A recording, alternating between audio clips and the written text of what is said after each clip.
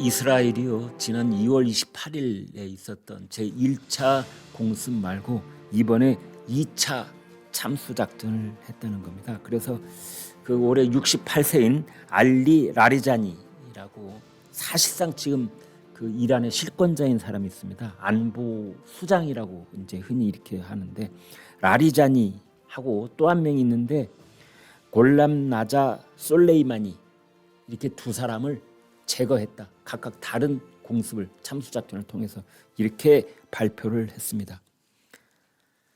알리 라리자니 이 사람은 국가안보회의 사무총장이고 지금 이란이 미국, 이스라엘 그리고 서방 쪽을 향해서 보복작전을 하고 있는데 그 총괄을 맡고 있는 사람입니다. 골람레자 솔레이마니 이 사람은 바시즈 민병대 사령관인데요.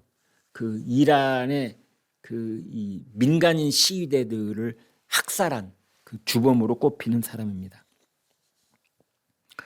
그 최고 지도자라는 모즈타바 하메네이가 사실상 지금 부상을 입은 상태에서 테헤란에 있는지 모스크바에 있는지 좀 불분명한데 그래서 라리자니가 사실상 최고 실권자라고 알려져 있는데 저 라리자니가 이스라엘의 폭격으로 사살된 겁니다. 그래서 지금 그 전문가들은 이란의 전쟁 능력이 상당 부분 손상이 되어 있다 이렇게 말하고 있고요. 이란은 이렇게 최고 실권자가 사망을 하면은 대행을 맡게 되어 있는 대행 체제가 4순위까지 결정이 되어 있다고 합니다. 이란은 아랍에미레이트 푸자이라 항구에 또 재차 공격을 했다고 그래요. 이 아랍에미리트의 푸자이라 항구는 호르무즈 해협을 안 거치고 원유를 반출할 수 있는 이제 그런 곳인데 여기를 지금 이란이 집중 타격을 하고 있습니다.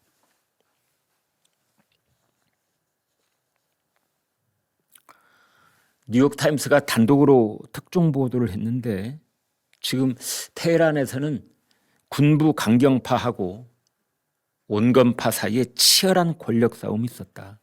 특히 이 군부 혁명수비대를 중심으로 한 피해 복수를 주장하는 이 사람들은 모즈타바를 계속 밀었었고 그 다음에 라리자니 사무총장 이번에 폭사한 사람 그 다음에 페제시키안 대통령 이런 사람들은 온건 통합 지도자를 이제 지지를 했었는데 그 대상이 누가 있었느냐 하산 로하니 전 대통령 혹은 호메이니 손자 이런 사람들이 좀 온건 계열이랍니다. 그 지지를 했는데 결국 표결을 붙여가지고 3분의 2 이상 찬성으로 모즈타바 하메네이가 선출이 됐습니다. 그런데 여기가 포인트입니다. 하메네이의 비서실장이 갑자기 2월 28일 폭사당한 알리 하메네이의 유언장이라는 걸 딱 공개하면서 폭로를 한 겁니다. 뭐라고 했느냐? 아들이 승계하는 것은 이슬람 혁명 본질에 어긋난다. 따라서 알리 하메네이의 둘째 아들인 모즈타바 하메네이가 최고 지도자가 되는 것은 안 된다. 본질에 어긋난다. 혁명 본질에 어긋난다. 이랬다는 겁니다. 그래서 재투표를 했다고 그래요. 그 과정 속에서 강경파, 온건파가 다시 한번 부딪혔는데 결국은 모즈타바가 선출이 됐습니다. 또 하나 깜짝 놀랄 만한 뉴스가 하나 터졌는데요.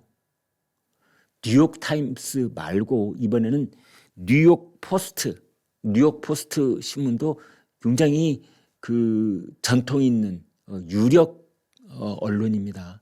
뉴욕포스트가 뭐라고 했느냐? 이 아버지 하메네이, 알리 하메네이가 이 둘째 아들인 모즈타바가 동성애자일 가능성 때문에 승계가 부적합하다고 생각했다. 하기야 자유서방 진영에서는 동성애자가 총리를 하는 그런 경우가 왕왕 있잖아요. 그런데 이 이슬람권에서는 전혀 그렇지 못합니다.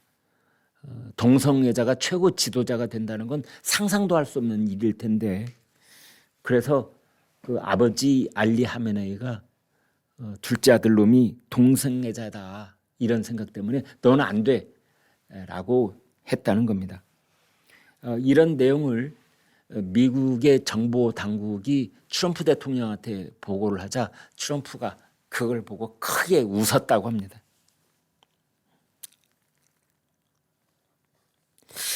이제 우리하고 관련해서 중요한 뉴스는 트럼프가 뭐라고 했느냐.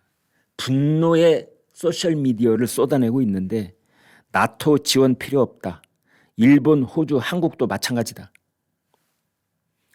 대부분 나토 동맹국으로부터 군사작전에 관여하고 싶지 않다는 통보를 받았다. 놀라지 않았다. 나토는 항상 일방통행이었다. 미국은 그들을 위해 매년 수천억 달러를 썼다. 이제 이런 말을 했습니다. 그러니까 그 호르무스 해협을 통과하는 유조선이나 상선을 보호하기 위한 다국적 호위 선단을 구성하려는 이 트럼프의 구상은 이제 잘 안 될 것 같습니다. 그러면 어떻게 하겠느냐? 다른 방식의 지원 제공을 요구할 가능성이 있다. 그 다른 방식이라는 건 무엇일까? 이것은 내일 미일 정상회담이 워싱턴에서 열립니다.